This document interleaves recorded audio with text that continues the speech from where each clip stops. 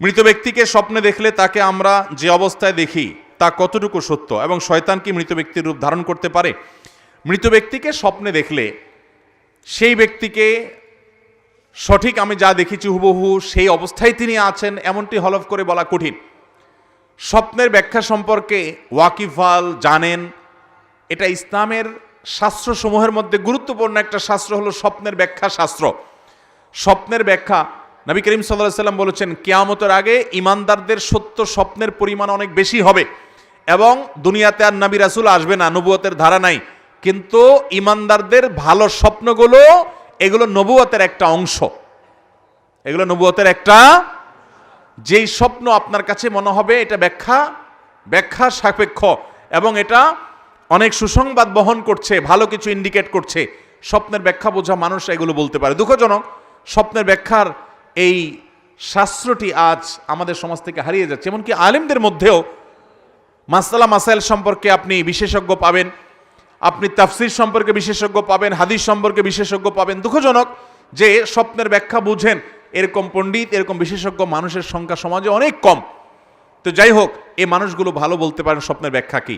অতএব কোনো মৃত মানুষকে স্বপ্নে দেখলে আপনি কষ্টে দেখেছেন সেজন্য তিনি কষ্টেই আছে, আপনি ভালো দেখেছেন তিনি সুখেই আছে, এমনটি সবসময় নিশ্চিত নয়। তবে যেই স্বপ্ন দেখার পর সাধারণত আপনার মনের ভিতরে একটু খুশি ভাব আসে, আনন্দের আভা আসে আপনার অন্তরে, তখন আপনি সুধারণা করতে পারেন আপনি কোনো সুসংবাদ বা ভালো স্বপ্ন দেখেছেন। আর যে স্বপ্ন দেখার পর আপনার মধ্যে ভীতি কাজ করে, আতঙ্ক কাজ করে, আপনার মন বলে যে না আমি ভীতিকর কিছু দেখেছি, সেটা কোনো কোনো ক্ষেত্রে শয়তান দেখায় শুধু ভড়কানোর জন্য। আবার অনেক সময় আপনার কোনো দুঃসংবাদ স্বপ্নের মাধ্যমে ইন্ডিকেট দেওয়া হতে পারে। আমি একটু খেয়াল করলে দেখব আমাদের জীবনে অনেক স্বপ্ন দেখি যেগুলো পরবর্তীতে খেটে যায়, দিনের আলোর মতো মিলায় নিবেন, অবাক হয়ে যাবেন। একবার আমার স্ত্রী স্বপ্ন দেখলেন যে আমার জামায় কিছু লোক ঘরে ঢুকে জানালা ভেঙে ঢুকে আমার জামায় আগুন লাগাই দিস, অনেক কষ্ট করে সে আগুন নেভাতে হয়েছে। ঠিক এই ঘটনার কিছুদিন পরে দেখা গেল যে কিছু লোক আমার পিছনে লেগে গেছে খুব ভয়ঙ্করভাবে, এবং বহু কষ্ট করে সেই তাদের পিছনে লাগানোটাকে থামাতে হয়েছে। স্বপ্ন কিভাবে খাটে। এবং ওইটার পরপরই ভদ্রমহিলা আমাকে বলছিলেন যে আমার কেন জানি মনে হচ্ছে যে কোনো কিছু মানুষ হয়তো পিছনে লাগবে বা কোনো শত্রুতা করবে। এই যে আগুন লাগা, এটা সেটা বিভিন্ন জিনিস দেখা, এগুলোর ব্যাখ্যা আছে। আল্লামা ইবনে সিরিন ইসলামের ইতিহাসের একজন বড় মনীষী ছিলেন, অনেক বড় মুহাদ্দিস ছিলেন, মোহাম্মদ ইবনে সিরিন রহমতুল্লাহ আলাই। ইমাম মোহাম্মদ ইবনে সিরিন রহমতুল্লাহ আলাই সোনালী যুগের মানুষ ছিলেন, প্রথম 3 যুগের মধ্যে তিনি ছিলেন। তিনি স্বপ্নের ব্যাখ্যা অনেক ভালো বুঝতেন, তার স্বপ্নের ব্যাখ্যার বইও আছে, বাংলা অনুবাদ হয়েছে, এর ভিতরে কিছু অথেন্টিক আছে কিছু আনঅথেন্টিক আছে। যাই হোক, আমি দীর্ঘ কথা বলে ফেলেছি। মূল কথা হলো মৃত মানুষকে স্বপ্নে দেখলে সে স্বপ্ন সত্য হতে পারে, আবার ভুলও হতে পারে। শয়তান মৃত মানুষের রূপ ধারণ করে আসতে পারে, সেটা অস্বাভাবিক কিছু। স্বপ্নে দেখে কোনো শরীয়তের বিধান সাব্যস্ত করা যাবে না। কেউ যদি স্বপ্নে দেখে যে তুমি হজ করতে যাও না তোমার ক্ষতি হবে, তাহলে সেই স্বপ্ন মানা যাবে? কারণ বুঝতে হবে এটা ইবলিসে দেখাইছে, কারণ ফরজ কাম থেকে বাধা দিবে একমাত্র কে? অতএব এটা শয়তানে দেখাইছে, বিধায় এটার পাত্তা দেওয়া যাবে না। অতএব মৃত মানুষকে তার রূপ শয়তান আকৃতি ধারণ করতে পারে, এটা অস্বাভাবিক নয়। তবে ওই যে বললাম ভালো মন্দ এটা নিরূপণ করা ব্যাখ্যা সাপেক্ষ, ব্যাখ্যাতা তারা ভালো বলতে পারেন, তবে কিছু ইন্ডিকেট আছে যেটা আমি বলার চেষ্টা করলাম। এরপরে প্রশ্ন হলো, আমার প্রশ্নটা হচ্ছে যারা লোভে সুদে টাকা দেয় জেনে শুনে তাদের ঘরে খাওয়া কি ঠিক হবে, বিশেষ করে হুজুরদের জন্য? হুজুরদের জন্য তো বিশেষ কিছু নাই, সবার জন্য মাসালা কি?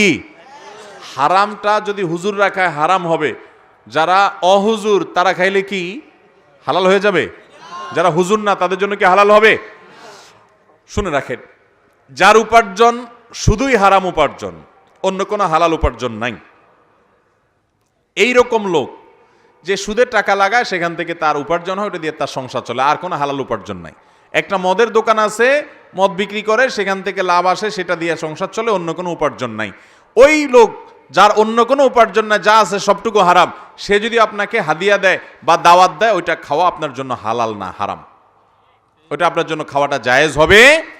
অনেক সময় ডিনাই করা যায় না, তাকে মুখের উপরে না করা যায় না, বাসায় নিয়ে আসে, ভুল বুঝে সৎসাহস করে যদি বিনয়ের সাথে সুন্দর করে বুঝায় বলে দিতে পারেন, তাহলে এটা বড় একটা দাওয়াত হতে পারে যে ভাই হারাম উপার্জন করছেন আপনি, আমি এটা অ্যাভয়েড করতে চাচ্ছি, আপনি যদি মনে কিছু না করেন, যদি বুঝায় বলতে পারেন সেটা অনেক ভালো একটা কাজ।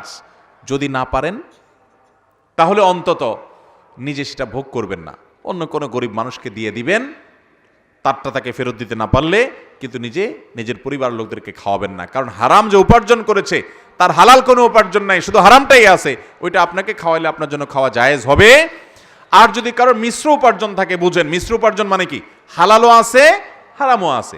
সরকারি চাকরি করে, বেতনও আছে আবার ঘুষও আছে না নাই?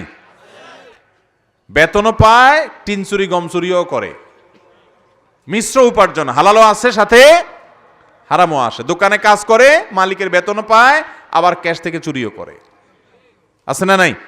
এই মিশ্র উপার্জন যদি হয় তাহলে সেখানে খাওয়াটা হালাল হবে, যেহেতু হালাল হারাম দুইটাই আছে। কিন্তু এটাও অ্যাভয়েড করতে পারলে সেটা তাকওয়ার দাবি, অ্যাভয়েড করতে পারলে সেটা ভালো। এরপরে প্রশ্ন হলো, আমি অত্র এলাকারই একজন নিবাসী, আমাদের এলাকার এক লোক, সে ধর্মে মুসলমান, সে মন্দিরে গিয়ে পূজা করে, রীতিমতো আবার নামাজও পড়ে। আমি এটার ব্যাখ্যা চাই এবং এতে আমাদের এলাকাবাসীর কি করণীয়। দেখুন, বা মুসলমান আল্লাহ আল্লাহ, বা হিন্দু রাম রাম, একজন কবির কবিতার অংশ। কিছু লোক আছে এই টাইপের, মুসলমানদের সাথে আল্লাহ আল্লাহ করে আর হিন্দুদের সাথে গিয়া রাম রাম করে। দেখুন, আমরা আমাদের এই যে এতক্ষণ বক্তব্য দিলাম প্রশ্নোত্তর সেশনের আগে, আপনারা সেই বক্তব্য শুনেছেন। আমরা পরিষ্কার করে বলেছি, ইসলাম কোন মুসলমানকে অন্য ধর্মের মানুষের ধর্মীয় কাজে বাধা দেওয়ার কোন রাইট, অধিকার, নির্দেশনা কখনো দেয়। কিন্তু এর মানে কি এই যে মুসলমান গিয়ে জগা খিচুড়ি হয়ে তার ধর্ম পালন করবে, এই সুযোগ আছে? আপনি যদি মন্দিরে গিয়ে পুজো করেন তাহলে আপনি শিরকে আকবর করেছেন, সাথে সাথে আপনি বেঈমান হয়ে গেছেন। এরপর আপনার নামাজ পড়াতে আর না পড়াতে কিছু আসে যায় না, কারণ আপনি আর মুসলমান নাই। ভাইরা আমার, আমরা সব জায়গায় উদার হতে যাই, সব জায়গায় কি হতে যাই? উদার হতে যাই না, ভুল বললাম, সব জায়গায় উদার হই না, শুধু এক জায়গায় উদার হই। সেটা কি? ধর্ম। ধর্মের বেলায় আমাদের বিশাল কলিজা হয়ে যায়, যে না আমরা উদারপন্থী মুসলমান, আমাদের কলিজা এত বড় যে আমরা নামাজও পড়ি, আমরা পূজাও করি, আমরা ঈদও করি, আমরা আবার হিন্দুদের পূজাতেও সামিল হই। হিন্দু ধর্মের ভাইয়েরা বোনেরা তাদের পুজো করবে, কোনো প্রকার বাধা সেখানে যে কেউ সৃষ্টি করতে না পারে সজাগ দৃষ্টি রাখবেন, সেটা ঠিক আছে। সামাজিক সহাবস্থান সুন্দর শান্তিপূর্ণ বজায় রাখবেন, কিন্তু তাই বলে আপনাকে জগা খিচুড়ি করে আপনার বিশ্বাসের সাথে বেঈমানি করার নির্দেশ ইসলাম দিয়েছে আপনাকে। আপনি বিশ্বাস করেন শিরিক করা আল্লাহর জমিনে সবচেয়ে বড় অপরাধ, ইন্নাশ শিরকা লাযুলমুন আযীম, আল্লাহ কোরআনে ঘোষণা করেছেন। আপনি গিয়ে সেখানে গা ভাসালেন, আপনি তাদের সাথে মিশলেন, এটা কখনো উদারতা না, এটা হলো উদাসীনতা। ডক্টর খন্দকার আব্দুল্লাহ জাহাঙ্গীর রাহমাহুল্লাহ অসাধারণ একটা দৃষ্টান্ত দিয়েছেন, উপমা দিয়েছেন। আমাদের দেশের একেবারে সাধারণ রিকশাওয়ালা, দিনমজুর থেকে নিয়ে উচ্চপদস্থ কর্মকর্তা পর্যন্ত আমরা সবাই সবচাইতে ভালো বুঝি যেটা, সেটার নাম রাজনীতি। এদেশে মানুষ সবচেয়ে ভালো বুঝে কি? আমরা সবচাইতে ভালো বুঝি রাজনীতিটা। আচ্ছা, আমাদের সাংবিধানিক অধিকার হিসাবে সকল দল যার যার রাজনৈতিক কাজ পরিচালনা করতে পারে, অধিকার আছে না নাই? কিন্তু এক দলের লোক অন্য দলের রাজনৈতিক অনুষ্ঠানে যদি যায় হাজির হয়, এটাকে কি উদারতা হিসাবে দেখে না মুনাফিকি হিসাবে দেখে? কিরে, এই তো এই দলের না, কিন্তু ওই দলের সাথে গোপন বৈঠকে কেন গেল? তাহলে এটা মুনাফিকি বলে না? ঠিক একইভাবে একজন মুসলমান, তার ভিতরে ঈমান থাকবে, ঈমানী চেতনার কারণে সে কি করবে? এক আল্লাহর ইবাদত করবে, শিরিক করবে, এবং শিরকে সবচেয়ে বড় অপরাধ এবং জঘন্য অপরাধ হিসেবে জানবে। সে যদি মুসলমানদের সাথে ইবাদতবন্দি করে আবার শিরিকও করে, তাহলে এটা জগা খিচুড়ি হয়ে গেল। এই জগা খিচুড়ি কখনো আল্লাহর কাছে গ্রহণযোগ্য হতে পারে, এর কারণে মানুষ বেঈমান হয়ে যায়। অতএব ভাইরা আমার, এই উদারতার নামে উদাসীন হওয়া যাবে। আমরা দুনিয়াটা খুব ভালো বুঝি, আপনার পকেট আপনার, আমার পকেট আমার। এটা তো বলেন না ভাই, আমার পকেট আমারও আপনারও, নেন সবাই মিলেজুলে নেই। আপনার পকেটও আমারও এবং আপনারও, এখানে তো বুঝেন না। বরং এখানে তো ঠিকই উদারতা, যা তথাকথিত উদারতা না দেখায় নিজেরটা বুঝেন, পরেরটা বুঝেন। দিনের ব্যাপারে, ইসলামের ব্যাপারে আমরা এরকম উদাসীন হয়ে যাওয়ার সময় আল্লাহ তাআলা আমাদেরকে এই সমস্ত শিরকপূর্ণ এবং এই সমস্ত বিভ্রান্তি এবং গোমরাহি থেকে বেঁচে থাকার তৌফিক দান করুন।